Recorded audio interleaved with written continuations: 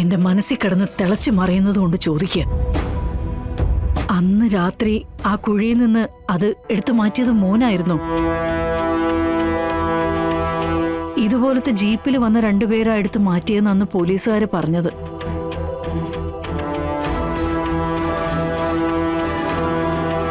മോനെ, കിടന്നിട്ട് ഉറക്കം വരുന്നില്ല. ശരിക്കും എന്താ രാത്രി അവിടെ നടന്നത്?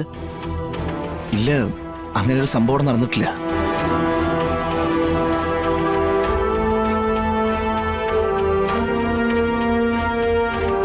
ഞങ്ങൾ ആ രാത്രി അവിടെ പോയി എന്നുള്ളത് സത്യം തന്നെയാ. പക്ഷെ അവിടെ ഈ പറയുന്ന ബോഡിയൊന്നും ഉണ്ടായിരുന്നില്ല. അത് ഞങ്ങൾക്ക് മുന്നേ ആരെടുത്ത് മാറ്റിയിരുന്നു. അയ്യോ ഈശ്വര, അങ്ങനെയാണെങ്കിൽ അത് ആരായിരിക്കും മോനെ? ആരാണെങ്കിലും എല്ലാ സത്യങ്ങളും അറിയാവുന്ന ഒരാളാ. അങ്ങനെ ഒരാൾ നമുക്കൊപ്പം ഉണ്ട്. അയാളാ ഇതെല്ലാം കൃത്യമായിട്ട് ചെയ്യുന്നേ. അയാൾ ആരാണെന്നറിയണം.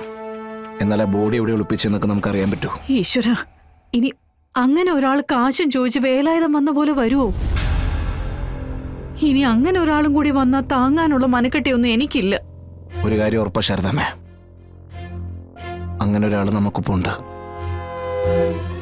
ഇക്കാര്യത്തില് നമ്മളെക്കാൾ രഹസ്യം അയാൾക്കറിയാം.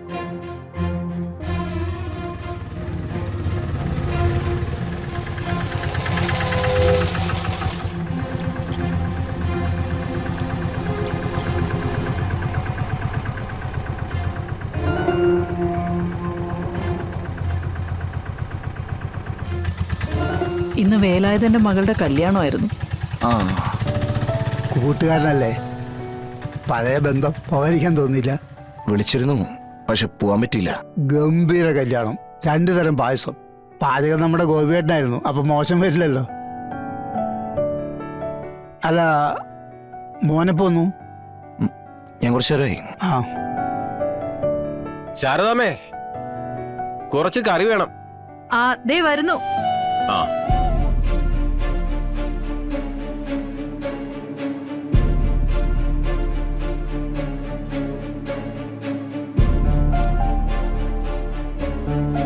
ശാരദാമ്മ, എനിക്കൂടെ ആ കുറച്ച്. തരാം. അല്ല, ഷാരിക എവിടെ പോയി? ദേ ഇപ്പൊ വരാന്ന് പറഞ്ഞ അങ്ങോട്ട് പോയതാ.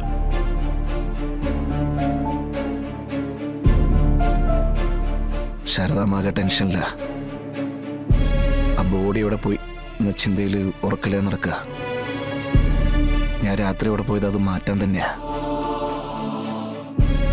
പക്ഷെ അതവിടെ ഇല്ല. ആരാണത് അവിടെ നിർത്ത് മാറ്റിയതെന്ന് അറിയില്ല.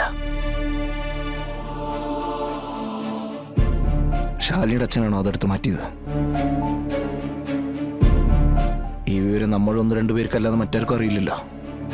നിനക്കെന്താ വിഷ്ണു, വല്ല ഭ്രാന്തും ഉണ്ടോ? ഞാനല്ല തന്നെ പല കുഴപ്പത്തിൽ നിൽക്കുക. അറിഞ്ഞുകൊണ്ട് ഞാൻ വീണ്ടും അതിലേക്ക് എടുത്ത് ചാടൂ?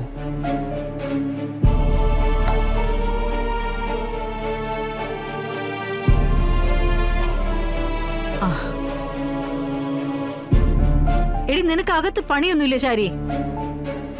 ചുമ്മാ ഇങ്ങനെ വന്ന് നിൽക്കാതെ ആ കാശെങ്കിലും വാങ്ങി പെട്ടിയിലോട്ടിട്ടെ.